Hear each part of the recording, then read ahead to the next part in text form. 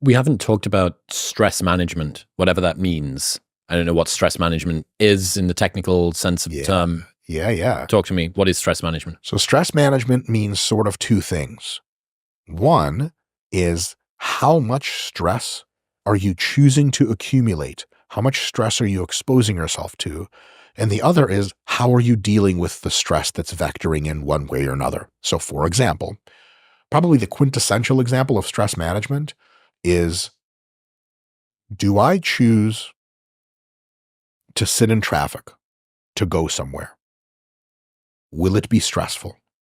Let's say it's your off day and your girl's like, hey, let's go to the mall.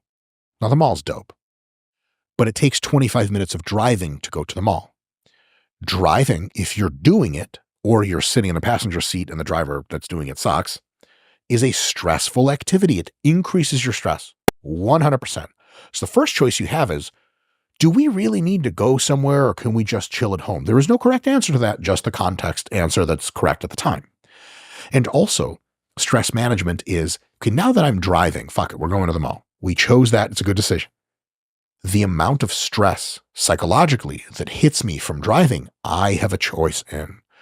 A lot of this is from, like, I have a pretty interesting history of meditation and mindfulness practice, but you don't need all that Eastern mumbo jumbo. It's all really valid shit, but you just think about pure logic. Let's take the logic of road rage or just being upset that traffic exists.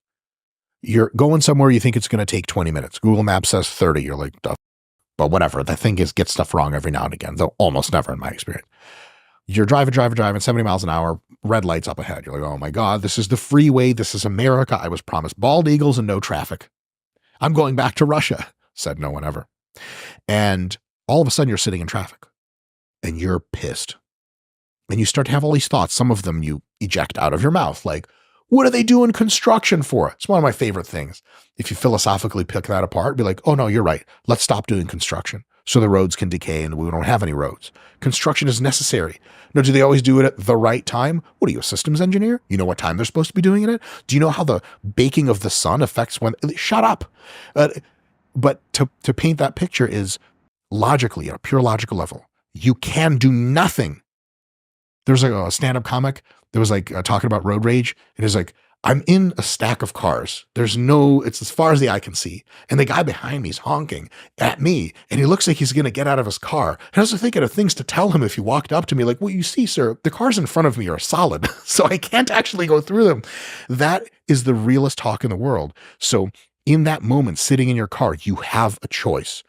Do I just put the podcast on, go to Modern Wisdom and get some knowledge in my head and just chill? Or am I like going to have these weird, totally logical thoughts of like, why are they doing construction today? Or I wish I didn't do this. Well, do you have a time machine? No. Do you have a way to cancel all construction? No. You might as well chill. Road rage, being upset at shit the boss said, taking shit to heart, drama. That's another one. Any scenario you presented with can be very dramatic for you, or it can be not so dramatic. How you handle disagreements. That's stress management. We're all going to be hit by stress regularly in our lives. Professional athletes have a lot less stress, but they still have stress. Someone said something on Instagram. What's that girl's name? Simone Biles? No, with the dreads, with the sheets. It's like a 100-meter runner. Oh, I know the chick you mean. Yep. I was going to say Cardi B because they have a similar vibe. Sha'Carri Richardson. Yeah, I mean, she's got the nails of... First of all, I'm a married man, but that bitch fine as hell. Holy shit, she could get it. She's rapid. Is this on TV?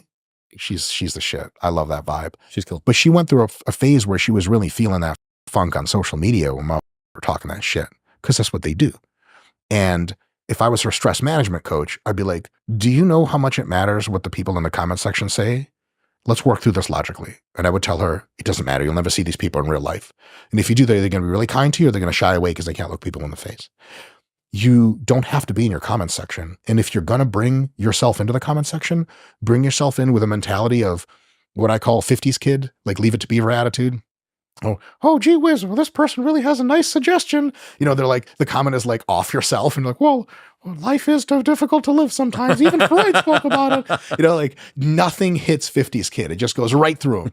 You either bring that energy to the comment section or you don't go in the comment section. That's stress management. Mm-hmm. The comment section exists, and sometimes you'll have to be in it. How you approach it, choosing, do I go in here and expose myself to the stress? And how do I deal with the stress psychologically? That's stress management. Chris, it's a big deal. Dude, so I've been thinking about this more and more recently. There's two contributing factors, especially when it comes to stress or dealing with stress as far as I can see.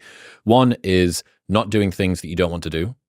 The second thing is, how do you deal with doing things that you don't want to do but you have to do? Yeah. So with one, you're reducing the number of times that you get exposed to it. Mm-hmm. With the second one, you are improving the way that you react to things that you've been unable to avoid. Yep.